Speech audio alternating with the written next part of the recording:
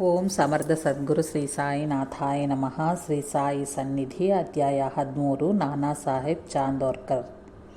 ಶ್ರೀ ಸಾಯಿನಾಥರನ್ನು ಸೇವಿಸಿದ ಭಕ್ತಾಗ್ರೇಸರುಗಳಲ್ಲಿ ಪ್ರಪ್ರಥಮವಾಗಿ ನಮಗೆ ನೆನಪಾಗುವುದು ತಮ್ಮ ಹರಿಕಥೆಗಳ ಮೂಲಕ ಮಹಾರಾಷ್ಟ್ರದೆಲ್ಲೆಡೆಯೂ ಶ್ರೀ ಸಾಯಿಯ ದಿವ್ಯ ಲೀಲೆಗಳನ್ನು ಪ್ರಚಾರ ಮಾಡಿದ ದಾಸಗಣು ಮಹಾರಾಜರು. ಶ್ರೀ ಸಾಯಿ ಸಚ್ಚರಿತ್ರೆಯ ರಚಿಸಿ ಮೊದಲ ಪಾರಾಯಣ ಗ್ರಂಥವಾಗಿ ಇಡೀ ಮಹಾರಾಷ್ಟ್ರಕ್ಕೆ ಸಮರ್ಪಿಸಿದ ಅಣ್ಣಾ ಸಾಹೇಬ್ ದಾಬೋಲ್ಕರ್ ಉರಫ್ ಹೇಮಾಡ್ ಪಂತ್ರವರು ಮತ್ತು ಅತ್ಯಂತ ನಿರಾಡಂಬರವಾಗಿದ್ದ ಶ್ರೀ ಸಾಯಿ ಸನ್ನಿಧಿಯನ್ನು ಬಹು ವೈಭವೋಪೇತವಾದ ಸಂಸ್ಥಾನವಾಗಿ ಮಾರ್ಪಡಿಸಿದ ರಾಧಾಕೃಷ್ಣ ಅಯ್ಯವರು ಇವರುಗಳು ಶ್ರೀ ಸಾಯಿನಾಥರ ಮಹಿಮೆ ಮತ್ತು ವೈಭವಗಳೆರಡನ್ನೂ ಚರಿತ್ರೆಯಲ್ಲಿ ಶಾಶ್ವತವಾಗಿ ಅಚ್ಚಳಿಯದೆ ನಿಲ್ಲುವಂತೆ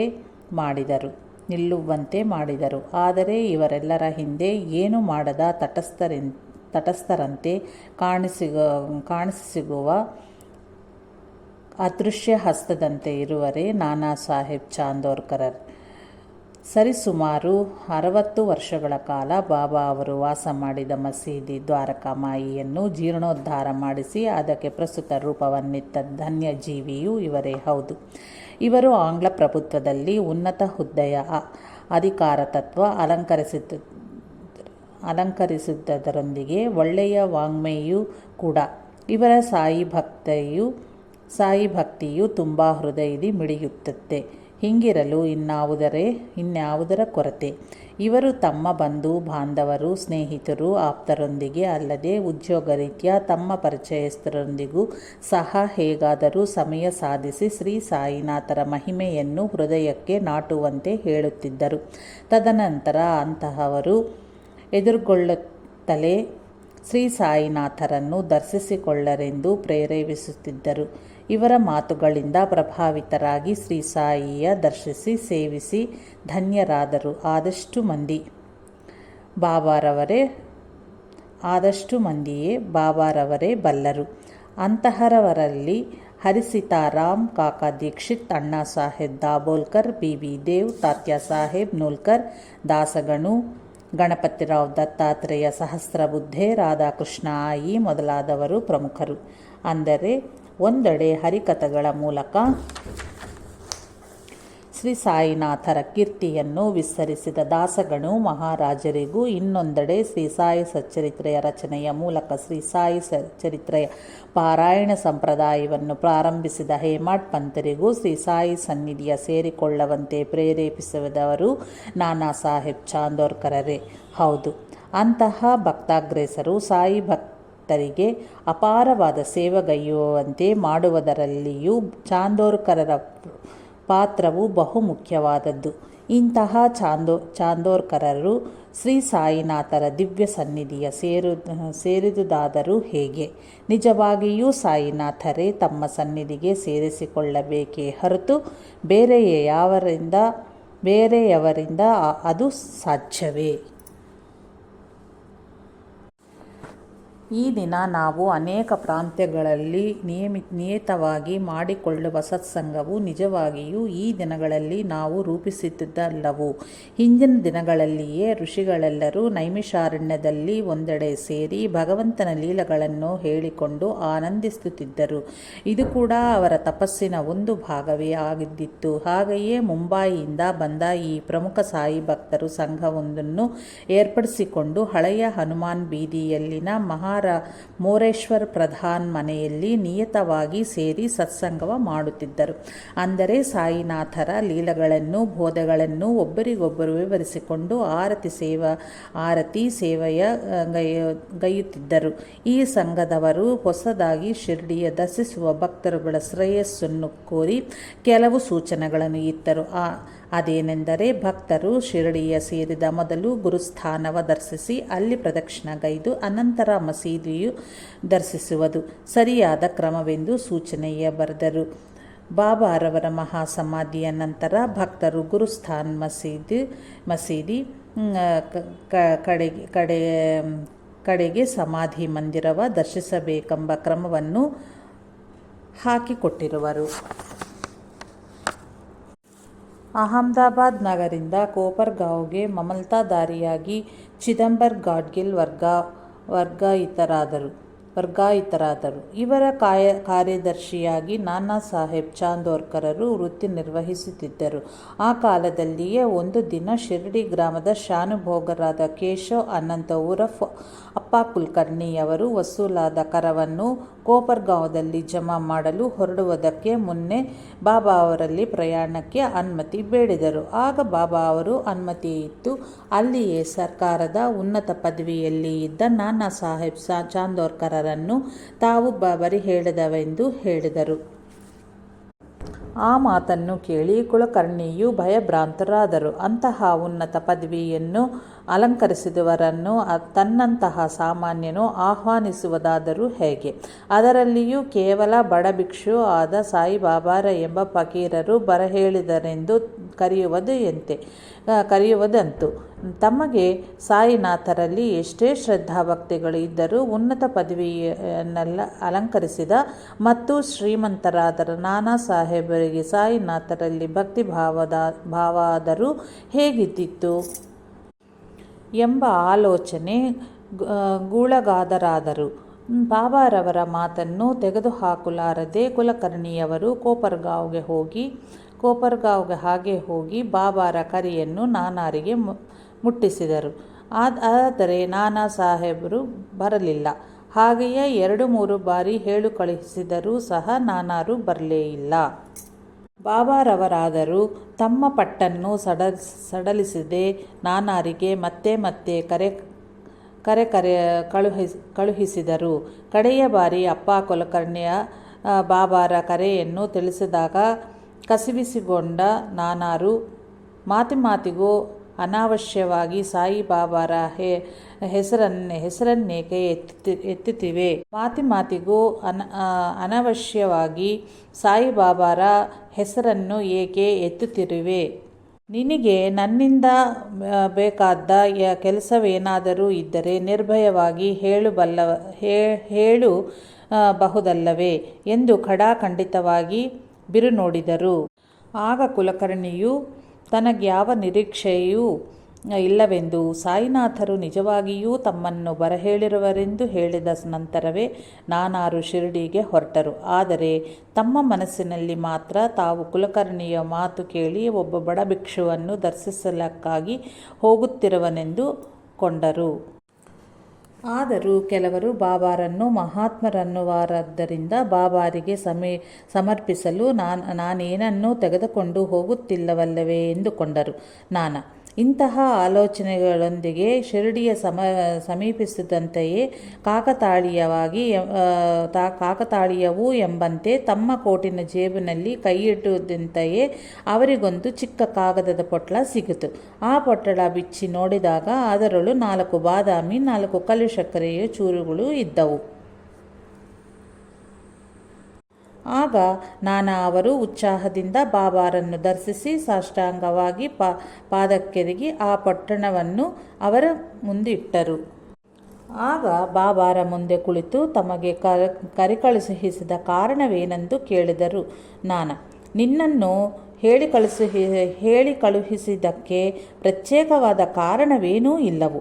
ನಮ್ಮ ಸಂಬಂಧವು ಕೆಲವು ಜನ್ಮಳಗಿತ್ತು. ಈ ವಿಷಯವು ನನಗೆ ತಿಳಿದಿದೆ, ಆದರೆ ನಿನಗೆ ತಿಳಿಯದು. ಸಮಯ ಸಿಕ್ಕಿದ ಕಾಲಕ್ಕೆಲ್ಲ ಬಂದು ಹೋಗುತ್ತಾ ಇರು ಎಂದರು ಬಾಬಾ. ಆ ಮಾತನ್ನು ನಾನಾ ಅವರು ಅಷ್ಟಾಗಿ ನಂಬಲಿಲ್ಲ. ಬಾಬಾ ಅವರು ಆ ಪೊಟ್ಟಣವನ್ನು ನಾನಾರಿಗೆ ಕೊಟ್ಟು ಹೋಗಿ ಬಾರೆಂದರು. ಆದರೆ ನಾನಾರು ಪಟ್ಟು ಹಿಡಿದ ಕಾರಣ 1 ಬಾದಾಮಿ 1 ಕಲ್ಲು ಸಕ್ಕರೆಯ ಚೂರನ್ನು ಮಾತ್ರ ತೆಗೆದುಕೊಂಡು ಮಿಕ್ಕಿದ್ದನ್ನು ಅವರಿಗೆ ಕೊಟ್ಟು ಕಳುಹಿಸಿದನು. ನಾನಾ ಸಾಹೇಬ್ ಚಾಂದೋರ್ಕರರ ನಿಜವಾದ ಹೆಸರು ನಾರಾಯಣ ಗೋವಿಂದ ಚಾಂದೋರ್ಕರ್. ಇವರು ಉನ್ನತವಾದ ಹಿಂದೂ ಕುಟುಂಬದಲ್ಲಿ ಜನ್ಮಿಸಿದರು. ಇವರ ಮಾತಾಪಿತೃಗಳು ಒಂದೆಡೆ ಶಿಷ್ಟಾಚಾರ, ಶಾಸ್ತ್ರ ಪಾಂಡಿತ್ಯ, ಇನ್ನೊಂದೆಡೆ ಆಂಗ್ಲ ಪ್ರಭುತ್ವದ ಉದ್ಯೋಗದಲ್ಲಿಯೂ ವಿಶಿಷ್ಟ ಸ್ಥಾನವನ್ನು ಅಲಂಕರಿಸಿ ಹೆಸರುವಾಸಿಯಾದವರು. ಶಾಸ್ತ್ರವನ್ನು ಚೆನ್ನಾಗಿ ಅಭ್ಯಸಿಸಿ ವೈಶ್ವದೇವ ಮತ್ತು ಅತಿಥಿ ಸೇವೆಯನ್ನು ಅತ್ಯಂತ ಶ್ರದ್ಧೆಯಿಂದ ಗೈಯುತ್ತಿದ್ದರು. ಕಲ್ಯಾಣ ಪಟ್ಟಣದಲ್ಲಿ ಅವರ ಮನೆಯು ಸದಾ ಅತಿಥಿ ಅಭ್ಯಾಗತರುಗಳಿಂದ ಕಂಗೊಳಿಸುತ್ತಿತ್ತು. ವ್ಯಾಪಿಸುತ್ತಿತ್ತು. ಇವರ ತಂದೆ ಠಾಣೆಯಲ್ಲಿ ಉನ್ನತ ಆಂಗ್ಲ ಪ್ರಭುತ್ವ ಉದ್ಯೋಗಿ ಡೆಪ್ಯೂಟಿ ಕಲೆಕ್ಟರ್ ಆಗಿ ನಿವೃತ್ತರಾದರು. ಕಲ್ಯಾಣದಲ್ಲಿ ಚಾಂದೋರ್ಕರ್ ವಾಡ ಎಂದು ಹೆಸರುವಾಸಿಯಾದ ದೊಡ್ಡ ಭವನವೊಂದನ್ನು ಕಟ್ಟಿಸಿದರು. ಅವರು ಅಂಗೋನ್ಕವಾಡ ಭಿವಂಡಿ ತಾಲೂಕುದಲ್ಲಿ ಶ್ರೀ ಸಖಾರಾಮ್ ಮಹಾರಾಜ್ ಎಂಬ ಮಹಾತ್ಮರಿಂದ ಉಪದೇಶ ಪಡೆದಿದ್ದರು. ನಾನಾ ಸಾಹೇಬರು ಕೂಡ ತಮ್ಮ ತಂದೆಯಂತೆಯೇ ಶಾಸ್ತ್ರ ಅಧ್ಯಯನಗೈದು ಶಂಕರಾಚಾರ್ಯ ಭಾಷ್ಯದ ಭಗವದ್ಗೀತೆಯನ್ನು ಚೆನ್ನಾಗಿ ಅಧ್ಯಯನ ಮಾಡಿದ್ದರು. ಆದ್ದರಿಂದಲೇ ಬಿ ವಿ ದೇವ್ರಂತಹ ಸಾಯಿ ಭಕ್ತರು ನಾನಾ ಸಾಹೇಬ್ ಚಾಂದೋರ್ಕರನ್ನು ತಮ್ಮ ಗುರುವೆಂದು ಭಾವಿಸುತ್ತಿದ್ದರು. ನಾರಾಯಣ ಗೋವಿಂದ್ ಚಾಂದೋರ್ಕರ್ ಕ್ರಿಸ್ತಶಕ 1860ರಲ್ಲಿ ಮಕರ ಸಂಕ್ರಾಂತಿಯಂದು ಜನ್ಮಿಸಿದರು. ಇವರು ಕಲ್ಯಾಣ್ ಮತ್ತು ಮುಂಬಯಿಯಲ್ಲಿ ವ್ಯಾಸಂಗಗೈದು BA ಪದವೀಧರರಾದರು. ಇವರಿಗೆ ಸಂಸ್ಕೃತ ಭಾಷೆಯೆಂದರೆ ಬಲು ಪ್ರೀತಿ. ತಮ್ಮ ವಿದ್ಯಾಭ್ಯಾಸ ಪೂರ್ಣಗೊಳ್ಳುತ್ತಲೇ ಸಂಗಮನೇರ್ ಮಮಲ್ತಾದಾರ್ ಕೋರ್ಟ್ನಲ್ಲಿ ಕೆಲ ಕಾಲವಿದ್ದು ಅದರ ನಂತರ ಕೋಪರ್ಗಾವ್ನಲ್ಲಿಯೂ ವೃತ್ತಿ ನಿರ್ವಹಿಸಿದರು. ತಮ್ಮ ವಿದ್ಯಾಭ್ಯಾಸ ಪೂರ್ಣಗೊಳ್ಳುತ್ತಲೇ ಸಂಗಮನೇರ್ದ ಮಮಲ್ತಾದಾರ್ ಕೋರ್ಟ್ನಲ್ಲಿ ಕೆಲ ಕಾಲ ಇದ್ದು ಅದರ ನಂತರ ಕೋಪರ್ಗಾವ್ನಲ್ಲಿಯೂ ವೃತ್ತಿ ನಿರ್ವಹಿಸಿದರು. ಕ್ರಿಸ್ತಶಕ 1892ರಲ್ಲಿ ಜಿಲ್ಲಾ ಕಲೆಕ್ಟರ್ಗೆ ಕಾರ್ಯದರ್ಶಿ ಆದರು. ತದನಂತರ ಕ್ರಮಕ್ರಮವಾಗಿ ಉದ್ಯೋಗದಿ ಬಡ್ತಿ ಪಡೆದು 1894ರಿಂದ 1901ವರೆಗೂ ಅಹಮದಾಬಾದ್ ನಗರ ಜಿಲ್ಲಾ ಕಲೆಕ್ಟರಾಗಿ ಕಾರ್ಯದರ್ಶಿ ಆಗಿದ್ದರು. ಆಗ ಅಂದರೆ 1878ರಲ್ಲಿ ನಾನಾ ಸಾಹೇಬ್ ಚಾಂದೋರ್ಕರರು ಓಝಾವೆಂಬ ದೊಡ್ಡ ಜಮೀನ್ದಾರರ ಮಗಳಾದ ಬಾಯಾಜಿ ಬಾಯಿಯವರನ್ನು ವರಿಸಿದರು. ಇವರು ಕೋಪರ್ಗಾವ್ನಲ್ಲಿ ಕೆಲಸಗೈಯುತ್ತಿರಲು ಇವರ ಮಗುವಿಗೆ ಪ್ರಮಾದಕರವಾದ ಜ್ವರ ಬಂದು ಅಸುನೀಗಿದನು. ಯಾಕಂದರೆ ಆ ಊರಿನಲ್ಲಿ ಆಗ ಯಾವ ರೀತಿಯ ವೈದ್ಯ ವಸತಿಯೂ ಇರಲಿಲ್ಲ. ಆಗ ಅಲ್ಲಿಯ ಜನರ ಕಷ್ಟಗಳನ್ನು ಮನಗಂಡ ಇವರು ತಮ್ಮ ಸ್ವಂತ ಖರ್ಚಿನಲ್ಲಿಯೇ ಒಂದು ವೈದ್ಯಶಾಲೆಯನ್ನು ಕಟ್ಟಿ 18 ವರ್ಷಗಳ ಕಾಲ ನಿರ್ವಹಿಸಿ ತದನಂತರ ಸರ್ಕಾರಿಗೆ ಒಪ್ಪಿಸಿದರು. ಆ ಕಾಲದಿ ಮಹಾರಾಷ್ಟ್ರದಲ್ಲಿ ಮೇಲಿಂದ ಮೇಲೆ ತೀವ್ರವಾದ ಪ್ಲೇಗ್ ವ್ಯಾಧಿ ಹರಡಿ ಬಹಳ ಮಂದಿ ಮರಣಕ್ಕೆ ತುತ್ತಾಗುತ್ತಿದ್ದರು. ಆದ್ದರಿಂದ ಜನರನ್ನು ಆ ವ್ಯಾಧಿಯಿಂದ ರಕ್ಷಿಸಲೊಸಗೆ ಆಂಗ್ಲ ಪ್ರಭುತ್ವವು ಒಂದು ವಿಧವಾದ ಲಸಿಕೆಯನ್ನು ಜನರಿಗೆ ಹಾಕಬೇಕು ಎಂದು ನಿರ್ಣಯಿಸಿತು. ಹೊಸದಾಗಿ ಬಂದ ಈ ಪದ್ಧತಿಯ ನೋಡಿ ಜನರು ಭಯಗೊಂಡು ಆ ಲಸಿಕೆಯನ್ನು ಹಾಕಿಸಿಕೊಳ್ಳುತ್ತಿರಲಿಲ್ಲ. ತತ್ಕಾರಣ ಆಯಾ ಪ್ರಾಂತಗಳಲ್ಲಿನ ಜನರಿಗೆ ಧೈರ್ಯ ಬರ್ಲೊಸಗೆ ಅವರಿಗೆ ಆದರ್ಶಪ್ರಾಯರಾಗಲು ಮೊದಲು ಪ್ರಭುತ್ವ ಉದ್ಯೋಗಿಗಳಿಗೆಲ್ಲರೂ ತಪ್ಪದೇ ಆ ಲಸಿಕೆಯನ್ನು ಹಾಕಿಸಿಕೊಳ್ಳಬೇಕು ಎಂದು ಜಿಲ್ಲಾ ಕಲೆಕ್ಟರು ಇವರನ್ನು ಕೋರಿದರು. ನಾನಾ ಸಾಹೇಬ್ ಚಾಂದೋರ್ಕರಾದರೂ ಅಧಿಕಾರಿಗಳ ಒತ್ತಡಕ್ಕೆ ಮಣಿದು ಆ ಲಸಿಕೆಯ ಹಾಕಿಸಿಕೊಂಡಲ್ಲಿ ಯಾವ ಪ್ರಮಾದ ಉಂಟಾಗುವುದೋ ಎಂದು ಭಯಗ್ರಸ್ತರಾಗಿ ಈ ವಿಷಯದ ಬಗ್ಗೆ ನಿರ್ಧಾರ ತೆಗೆದುಕೊಳ್ಳಲು 1 ವಾರದ ಕಾಲ ಅವಕಾಶ ಕೋರಿ ಶ್ರೀ ಸಾಯಿನಾಥರ ಸನ್ನಿಧಿಗೆ ಧಾವಿಸಿದರು. ಬಾಬಾ, ಅದರಲ್ಲೇನಿದೆ, ಹಾಕಿಸಿಕೋ, ನಿನಗೆ ಯಾವ ಪ್ರಮಾದವೂ ಆಗದು ಎಂದರು. ಶ್ರೀ ಸಾಯಿನಾಥರ ಈ ಅಭಯವಾಣಿಯಿಂದ ತೃಪ್ತರಾದ ಚಾಂದೋರ್ಕರರು ತಕ್ಷಣವೇ ಅಹಮದಾಬಾದ್ ನಗರವನ್ನು ತಲುಪಿ ಲಸಿಕೆಯನ್ನು ಹಾಕಿಸಿಕೊಂಡರು. ಅದರ ನಂತರ ಮಿಕ್ಕೆಲ್ಲ ಪ್ರಭುತ್ವದ ಉದ್ಯೋಗಿಗಳು ಹಾಕಿಸಿಕೊಂಡರು. ಯಾರಿಗೂ ಯಾವ ಪ್ರಮಾದವೂ ಆಗಲಿಲ್ಲ. ಚಾಂದೋರ್ಕರಿಗೆ ತಿಳಿಯದೆ ಶ್ರೀ ಬಾಬಾ ಅವರು ಇವರ ಹೃದಯವನ್ನು ಸೂರೆಗೊಂಡು ತಮ್ಮ ಅಧೀನದಲ್ಲಿ ಇಟ್ಟುಕೊಂಡರು. ಚಾಂದೋರ್ಕರರು ನಿಯತವಾಗಿ ಶಿರಡಿಗೆ ಬರಲಾರಂಭಿಸಿದರು. ಒಮ್ಮೆ ನಾನಾ ಚಾಂದೋರ್ಕರೊಂದಿಗೆ ಒಬ್ಬ ಕೀರ್ತನಕಾರರು ಶಿರಡಿಗೆ ಬಂದರು. ಅವರಿಬ್ಬರು ಅದರ ಮರುದಿನವೇ ಅಹಮದಾನಗರ್ ತೆರಳಬೇಕಾಗಿತ್ತು. ರೈಲಿಗೆ ಸಮಯವಾಗುವುದೆಂದು ಶಿರಡಿಯಿಂದ ಹೊರಡಲು ಇವರಿಬ್ಬರು ಬಾಬಾರ ಅನುಮತಿ ಕೇಳಿದರು. ಆಗ ಬಾಬಾ ಅವರು, ಏನೂ ಅವಸರವಿಲ್ಲವು, ನೆಮ್ಮದಿಯಾಗಿ ಭೋಜನಗೈದು ಹೊರಡರಿ ಎಂದರು. ಬಾಬಾರವರ ಮಾತುಗಳಲ್ಲಿ ಸಂಪೂರ್ಣ ವಿಶ್ವಾಸವುಳ್ಳ ನಾನಾ ಸಾಹೇಬರು ರೈಲಿಗೆ ತಡವಾಗುವುದೆಂದು ಭಯಪಡದೆ ನೆಮ್ಮದಿಯಾಗಿ ಭೋಜನಗೈದು ಹೊರಟರು. ಆ ಹರಿದಾಸರು ಮಾತ್ರ ಮರುದಿನದ ಕಾರ್ಯಕ್ರಮಕ್ಕೆ ಸರಿಯಾದ ಸಮಯಕ್ಕೆ ಪಾಲ್ಗೊಳ್ಳದಿದ್ದಲ್ಲಿ ತಮಗೆ ಬರಬೇಕಾದ ಪಾರಿತೋಷಕವು ಎಲ್ಲಿ ಕೈಜಾರಿ ಹೋಗುವುದು ಎಂದು ಹೆದರಿ ಸಮಯಕ್ಕೆ ಸರಿಯಾಗಿ ಕೋಪರ್ಗಾವನ್ನು ತಲುಪಲಿಕ್ಕಿಸಿ ಊಟವನ್ನು ಮಾಡದೆ ಹೊರಟು ಹೋದರು. ಆದರೆ ಆ ದಿನ ಅವರು ಪ್ರಯಾಣಿಸಬೇಕಾದ ರೈಲುಗಾಡಿಯು ಕೆಲವು ಗಂಟೆಗಳ ಕಾಲ ತಡವಾಗಿ ಕೋಪರ್ಗಾಂವ್ ತಲುಪಿತು. ನಾನಾ ಸಾವಧಾನವಾಗಿ ಭೋಜನಗೈದು ಹೊರಟ ನಾನಾ ಅವರು ಕೋಪರ್ಗಾಂವ್ ರೈಲು ಸ್ಟೇಷನ್ ತಲುಪಿದಾಗ ಆ ಹರಿದಾಸರು ಹಸಿವೆಯಿಂದ ಬಾಧೆಪಡುತ್ತಾ ರೈಲುಗಾಗಿ ಕಾಯುತ್ತಾ ಕುಳಿತಿದ್ದರು. ನಾನಾ ಅವರು ಸ್ಟೇಷನ್ ತಲುಪಿದ ಸ್ವಲ್ಪ ಹೊತ್ತಿನಲ್ಲೇ ರೈಲು ಸ್ಟೇಷನ್ಗೆ ಬಂದು ತಲುಪಿತು. ಶ್ರೀ ಸಾಯಿನಾಥರಿಗೆ ಎಲ್ಲವೂ ತಿಳಿದಿದೆ ಎಂದು ಸರ್ವಜ್ಞರೆಂದು ಆ ಹರಿದಾಸರು ಗುರುತಿಸಿದರು. ಅಷ್ಟೇ ಅಲ್ಲವು ನಾನಾರಿಗೆ ಅದರ ಮೊದಲೇ ದಿನವೇ ಬಾಬಾ ಅವರು ಹೇಳಿದ ಮಾತೊಂದು ನೆನಪಾಯಿತು. ಅವರಿಬ್ಬರೂ ಶಿರಡಿಯ ತಲುಪದೊಡನೆ ಬಾಬಾ ಅವರು ಹೀಗೆ ಹೇಳಿದ್ದರು: ಈ ಹರಿದಾಸರನ್ನು ನೋಡಯ್ಯ, ಇವನು ನಿನ್ನೊಡನೆ ಬಂದಿರುವನು ನಿಜ. ಆದರೆ ತನಗೆ ಅನುಕೂಲವೆಂದು ತೋಚಿದಾಗ ನಿನ್ನನ್ನು ಬಿಟ್ಟು ಒಬ್ಬನೇ ಹೊರಟು ಹೋಗುವನು. ಯಾವಾಗಲೂ ನಿನ್ನನ್ನು ಮಾರ್ಗ ಮಧ್ಯದಿ ಬಿಟ್ಟು ಹೋಗದ ಸ್ನೇಹಿತರನ್ನೇ ಸೇರಿಸಿಕೊಳ್ಳಬೇಕು.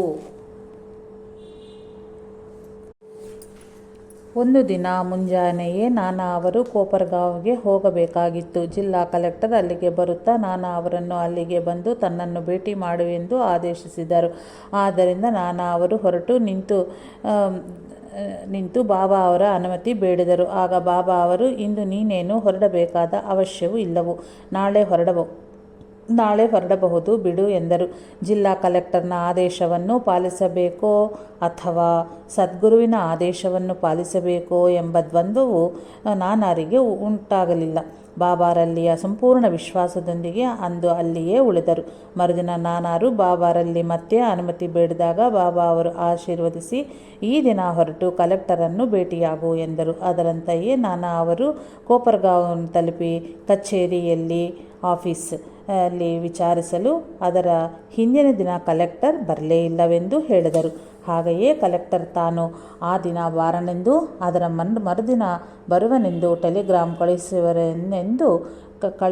ಕಳುಹಿಸಿರುವರೆಂದು ಕಚೇರಿಯಲ್ಲಿ ತಿಳಿದು ಬಂದಿತ್ತು. ಒಮ್ಮೆ ನಾನಾ ಅವರು ಲೀಲಾಶಾಸ್ತ್ರಿ ಎಂಬ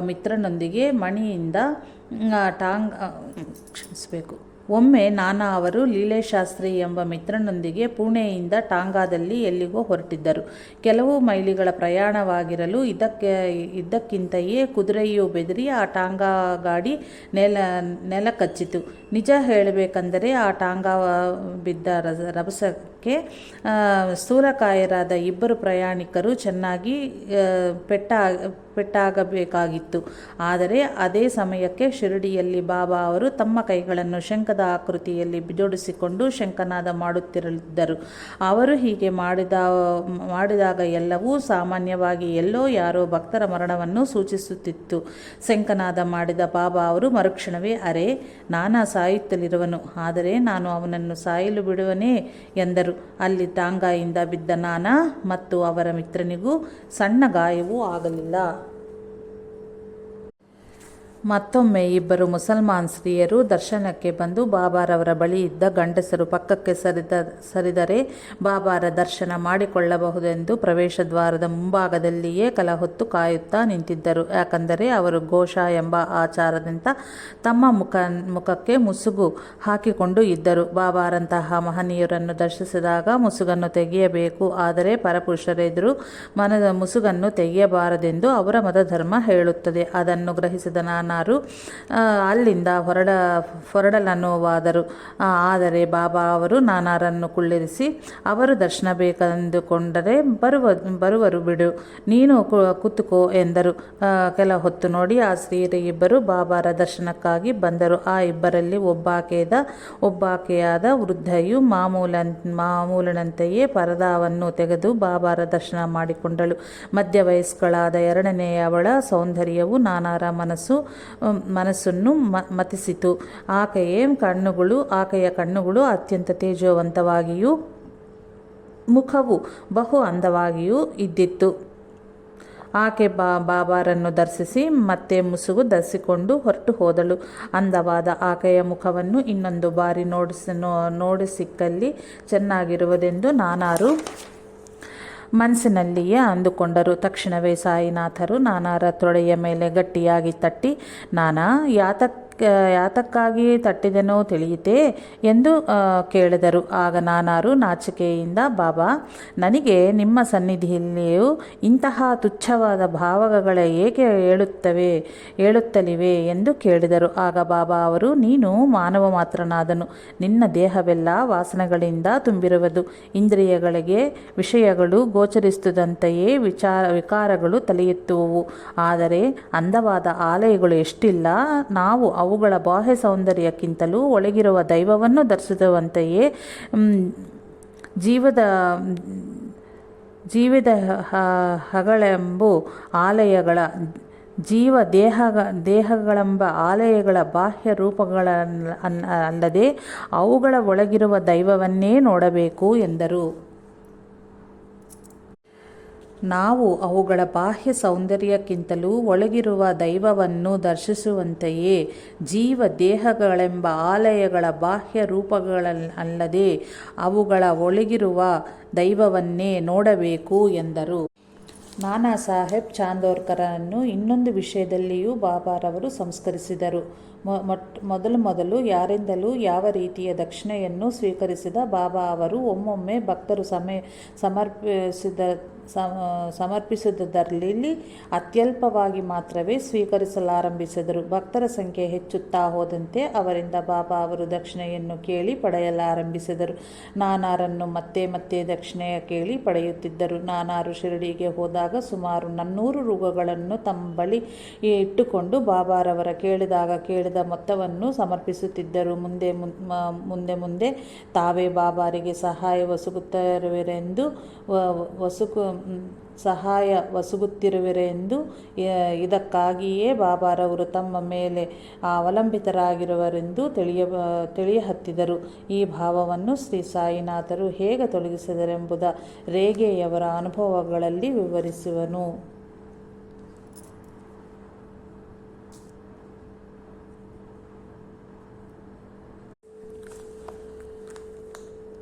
ಕೊಟ್ಟೆ ಮಾತಿನ ಪ್ರಕಾರ ನಡೆಯಬೇಕೆಂಬುದೇ ಬಾಬಾ ಅವರು ಹೇಳಿದ ಮೂಲಸೂತ್ರವಾಗಿದೆ. ಯಾರಾದರೂ ಯಾಚಿಸಿದಲ್ಲಿ ಇಲ್ಲವೆಂದು ಸುಳ್ಳು ಹೇಳದಂತೆ ಯಥಾಶಕ್ತಿ ಕೊಡಬೇಕೆಂದು, ಅದು ಸಾಧ್ಯವಾಗದಲ್ಲಿ ಸೌಮ್ಯವಾಗಿ ಕೊಡಲಾಗಿದ್ದಕ್ಕ ಕಾರಣವನ್ನು ಹೇಳಬೇಕೆಂದು, ಕೊಡಲು ಏನೂ ಇಲ್ಲದಾಗಿದ್ದಾಗ ತತ್ಕಾರಣವಾಗಿ ಅಭಿಮಾನ ಸಲ್ಲದೆಂದು ಬಾಬಾ ಅವರು ಹೇಳುತ್ತಿದ್ದರು. ಯಾಕಂದರೆ ನಿಜವಾಗಿಯೂ ಎಲ್ಲರಿಗೂ ಕೊಡುವವನು ಭಗವಂತನೇ ಹೌದು.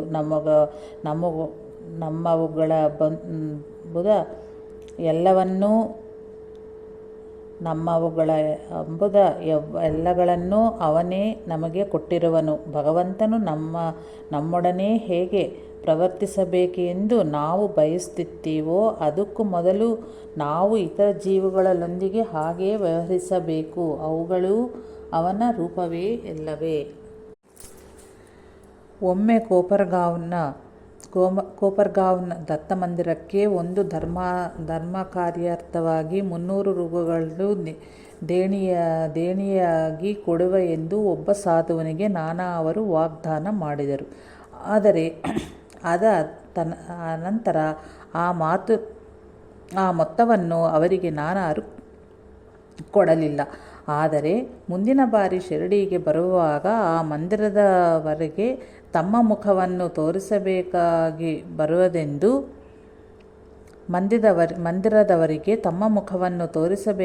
ಬರುವುದೆಂದು ಇನ್ನೊಬ್ಬರೊಂದಿಗೆ ಆ ಮಂದಿರಕ್ಕೆ ಹೋಗದೆಯೇ ಶಿರಡಿಗೆ ಬಂದರು. ಆದ್ದರಿಂದ ನಾನಾ ಅವರು ನೇರ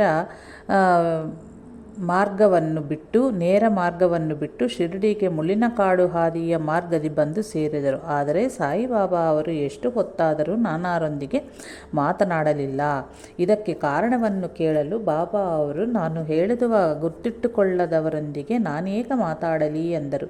ನೀವು ಹೇಳಿದುವುದೆಲ್ಲ ನನಗೆ ನೆನಪಿದೆ ಎಂದರು.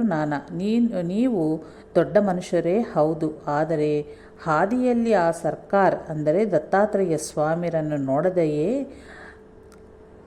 ಅಂದರೆ ದರ್ಶನ ಮಾಡದೆಯೇ ಸುತ್ತು ಮಾರ್ಗವ ಬಳಸಿ ಇಲ್ಲಿಗೆ ಬಂದದ್ದು ಆ ಸಾಧುವು ಆ 300 ಋಗಗಳನ್ನು ಕೇಳುತ್ತಾನಂತ ಅಲ್ಲವೇ? ನಾನು ಹೇಳಿದ್ದು ಗುರ್ತಿಟ್ಟುಕೊಳ್ಳುವುದು ಹೀಗೇನಾ ಏನು? ನಿನ್ನ ಬಳಿ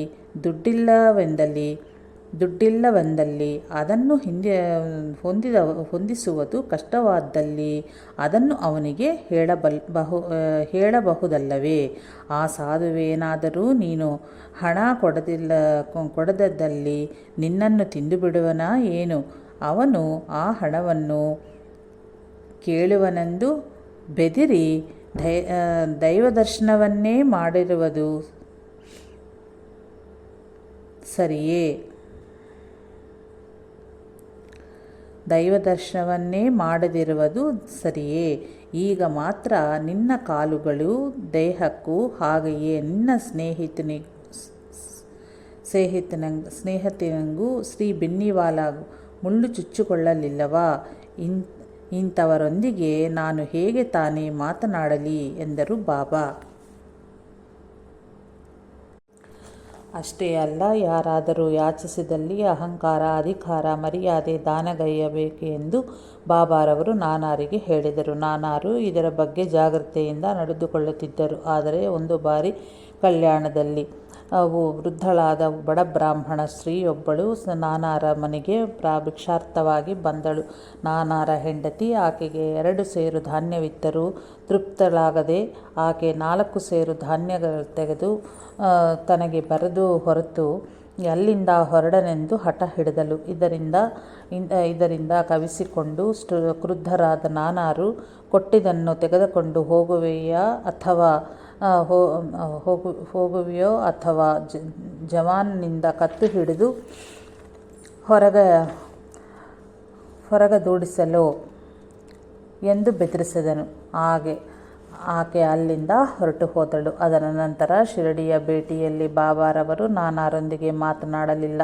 ಕಾರಣವ ಕೇಳಿದಾಗ ನಾನು ಹೇಳಿದುದು ಮರೆತು ಹೋದೆ. ಆ ಬಡ ಹೆಂಗಸು ಇನ್ನಷ್ಟು ಧಾನ್ಯ ಬೇಕೆಂದು ಕೇಳಿದ್ದಾಗ ಅಷ್ಟು ಕೋಪಗೊಂಡು ಅಧಿಕಾರ ಚಲಾಯಿಸುವುದು ಏಕೆ? ನೀನು ಏನು ಹೇಳಬೇಕಂತಿದ್ದೀಯೋ ಅದನ್ನೇ ಸ್ವಲ್ಪ ಮರ್ಯಾದೆಯಿಂದ ಹೇಳಬಹುದಲ್ಲವೇ?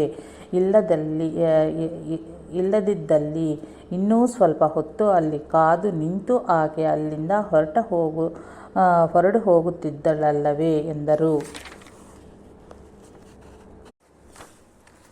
ನಾವು ಕೋರಿದ್ದನ್ನು ಭಗವಂತನು ನೆರವೇರಿಸುತ್ತಿರುವೆಂದು ನಮ್ಮ ಕೋರಿಕೆಗಳಿಗೆ ಅಂತ್ಯವೇ ಇಲ್ಲದಂತೆ ಪ್ರಕೃತಿ ಧರ್ಮಕ್ಕೆ ವಿರುದ್ಧವಾಗಿ ಕೋರುತ್ತಲೇ ಇರುವುದಾಗಲಿ, ಹಾಗೆಯೇ ಅದನ್ನವರು ನೆರವೇರಿಸಲಿಲ್ಲವೆಂದು ಮುನಿಸಿಕೊಳ್ಳುವುದಾಗಲಿ ಸಲ್ಲದು. ಜೀವನದಿ ಇಲ್ಲಿಯವರೆಗೂ ಅವರು ಪ್ರಸಾದಿಸುವಗಳಿಗೆ ಸಾಕಷ್ಟು ಕೃತಜ್ಞತೆಯಿಂದ ಪ್ರವರ್ತಿಸಿದ ನಮಗದು ಮೊದಲೇ ಸಲ್ಲದು. ದಾತ ಕೊಡಲಲ್ಲವೆಂದು ಮುನಿಸಿಕೊಳ್ಳುವ ಹಕ್ಕು ನಮ್ಮಂತಹ ಭಿಕ್ಷುಕರಿಗೆ ಏನಿದೆ? ನಾನಾ ಅವರ ಮಗಳು ಮೀನಾ ತಾಯಿ ಆ ಮಗುವನ್ನು ಹೆತ್ತ ಕೆಲವು ತಿಂಗಳ ಅನಂತರ ಆಕೆಯ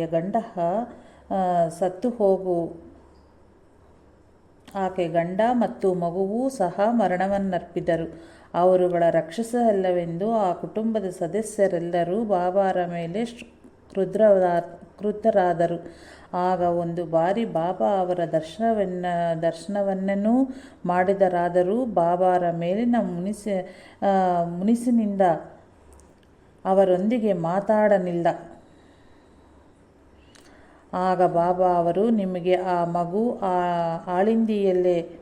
ಆಳಂದಿರೇ ಪ್ರಧಾನವಾಗಿ ಅಂತಃಪುರಗಳಿಗೆ ಮಾತ್ರವೇ ಬರುವುದಾದರೆ ನೀವು ನನ್ನಲ್ಲಿಗೆ ಬರುವ ಅವಶ್ಯವೇ ಇಲ್ಲ.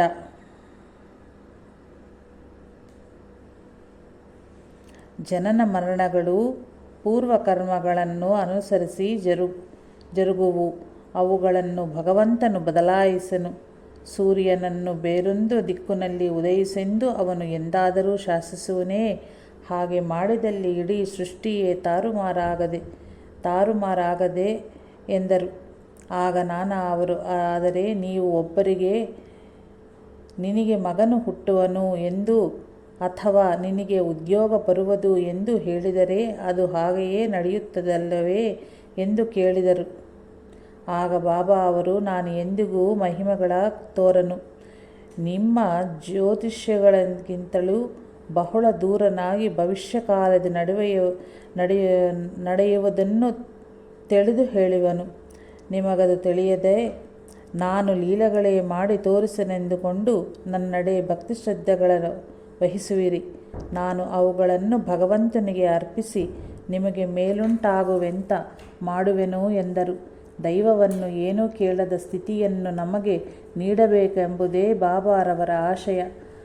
ಅದು ಆಗ ನಾನಾ ಅವರ ಮಾನಸಿಕ ಸ್ಥಿತಿಗೆ ಸರಿಯಾಗುವಂಥ ಯುಕ್ತಿಯುಕ್ತವಾಗಿ ಹೇಳಿದ ಸಮಾಧಾನದ ಮಾತುಗಳೇ ಹೊರತು ಅದೇ ಪರಮ ಸತ್ಯವಲ್ಲವೆಂದು ಶ್ರೀ ಸಾಯಿನಾಥರು ಮಾಡಿದ ಲೀಲೆಗಳೆಲ್ಲನೂ ಮತಿಸಿ ಚಿಂತನೆಗೈದಲ್ಲಿ ಎಲ್ಲ ಲೀಲೆಗಳ ಸೂತ್ರಧಾರರು ಬಾಬಾರವರೇ ಎಂಬ ಸತ್ಯವು ಪ್ರಕಾಶಗೊಳ್ಳುವುದು. ಸದ್ಗ್ರಂಥಗಳ ಓದುವುದರಿಂದ ವಿವೇಕ ವೈರಾಗ್ಯಗಳು ವೃದ್ಧಿಗೊಂಡು ನಮ್ರಗೊಂಡಲ್ಲಿ ಮಾತ್ರವೇ ಜನ್ಮ ಸಾರ್ಥಕವಾಗುವುದು. ಇಂತಲ್ಲದೆ ವಿದ್ಯಾಗರ್ವ ಏರ್ಪಟ್ಟರೆ ಅದು ವ್ಯರ್ಥವೇ ಸರಿ. ಚೆನ್ನಾಗಿ ಶಾಸ್ತ್ರಗಳ ಓದಿಕೊಂಡು ಕಾರಣ ನಾನಾರಿಗೆ ಏರ್ಪಟ್ಟ ವಿದ್ಯಾಗರ್ವನ್ನು ಶ್ರೀ ಸಾಯಿನಾಥರು ಸಂಸ್ಕರಿಸಿದರು. ಭಗವದ್ಗೀತೆಯ ಒಂದು ಶ್ಲೋಕವನ್ನು ಬಾಬಾರವರು ಎಂತು ಅರ್ಥವನ್ನು ಅರುಹಿದರೋ, ಅತಿಥಿ ಸೇವೆಯ ವಿಷಯದಲ್ಲಿ ಧರ್ಮಸೂಕ್ಷ್ಮವೆನ್ನಂತೂ ತಿಳಿಸಿದರೋ ಎಂಬುದು ಶ್ರೀ ಸಾಯಿ ಲೀಲಾಮೃತ, ಶ್ರೀ ಸಾಯಿಬಾಬಾ ಜೀವನ ಚರಿತ್ರೆ ಗ್ರಂಥದಲ್ಲಿ ನೋಡಿರುವವು. ಎಲ್ಲ ಜೀವಗಳಲ್ಲಿಯೂ ಅಂದರೆ ಇರುವೆ, ನೊಣ ಮುಂತಾದ ಅಲ್ಪ ಜೀವಗಳಲ್ಲಿಯೂ ತಾವೇ ಇರುವೆಂದು ಶ್ರೀ ಸಾಯಿನಾಥರು ನಾನಾರಿಗೆ ಹೇಗೆ ತಿಳಿಸಿದರೋ ಎಂಬುದನ್ನು ಆ ಗ್ರಂಥದಲ್ಲಿ ನೋಡಿದೆವು. ನಾನಾ ಅವರು ಶ್ರೋತ್ರಿಯ ಬ್ರಾಹ್ಮಣ ಕುಟುಂಬದಲ್ಲಿ ಹುಟ್ಟಿ ಬೆಳೆದ ಕಾರಣ ಸಾಯಿನಾಥರಲ್ಲಿ ಭಕ್ತಿ ಶ್ರದ್ಧೆಗಳೆಷ್ಟಿದ್ದರೂ ಅವರು ಮುಸಲ್ಮಾನರೆಂಬ ಭಾವ ಅವರನ್ನು ಮೊದಲು ಅಡ್ಡಿಪಡಿಸುತ್ತಿತ್ತು. ಆದ್ದರಿಂದಲೇ ಭಕ್ತರೆಲ್ಲರೂ ಶ್ರೀ ಸಾಯಿನಾಥರ ಪಾದಗಳನ್ನು ತೊಳೆದ ನೀರನ್ನು ತೀರ್ಥವಾಗಿ ಸ್ವೀಕರಿಸುತ್ತಿದ್ದರೂ ನಾನಾ ಮತ್ತು ದಾಸಗಣು ಮಾತ್ರ ಸೇವಿಸುತ್ತಿರಲಿಲ್ಲ. ಆದರೆ ಈ ದುರಭಿಪ್ರಾಯವು ಕ್ರಮಕ್ರಮವಾಗಿ ನಾನಾರಿಂದ ತೊಲಗಿ ಹೋಯಿತು. ಶ್ರೀ ಸಾಯಿನಾಥ ಅರ್ಪಣಮಸ್ತು. ಶುಭಂ ಭವತ್ತು. ಜೈ ಸಾಯಿ ಮಾಸ್ಟರ್.